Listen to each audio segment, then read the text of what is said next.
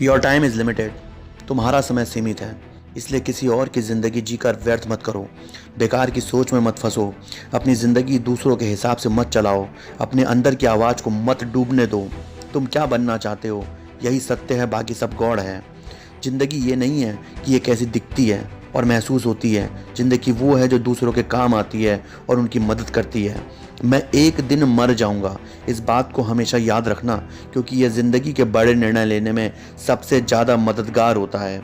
जब हम मौत के बारे में एक बार सोच लेते हैं तो हमारी सारी उम्मीदें, हमारा सारा घमंड और असफल होने का डर, सब कुछ गायब हो जाता है और सिर्फ वही बचता है जो वाकई सत्य है, ज़रूरी है।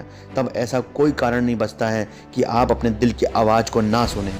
रोज कुछ ना कुछ सीखते रहिए, अनुशासन में रहिए। जीवन के अंतिम क्षणों में सबसे सफल और अमीर आदमी होना हमारा लक्ष्य होना चाहिए। रात में सोते वक्त ये कहना कि आज हमने कुछ शानदार किया है, कुछ हमने शानदार सीखा है, यही सबसे महत्वपूर्ण है। आपको हमेशा किसी लक्ष्य को प्राप्त करने के लिए उत्साहित होना चाहिए। हर समस्या को समाप्त करने के लिए एवं लक्ष्य को प्राप्त करने का जुनून होना चाहिए।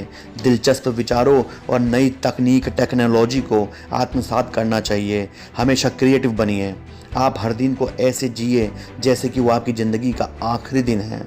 महान काम करने का केवल एक ही तरीका है, वो करो जिसे तुम करना पसंद करते हो। अगर तुम्हें अभी तक वो नहीं मिला है तो खोजते रहो और समझौता मत करो।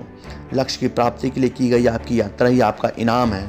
आपकी सफलता की कहानी ही आपका खजाना है। महान काम कभी किसी एक व्यक्ति द्वारा अकेले नहीं किए जाते हैं। महान काम लोगों की एक टीम द्वारा किया जाता है। हम अपनी एक छोटी सी ज़िंदगी में सब कुछ नहीं कर सकते।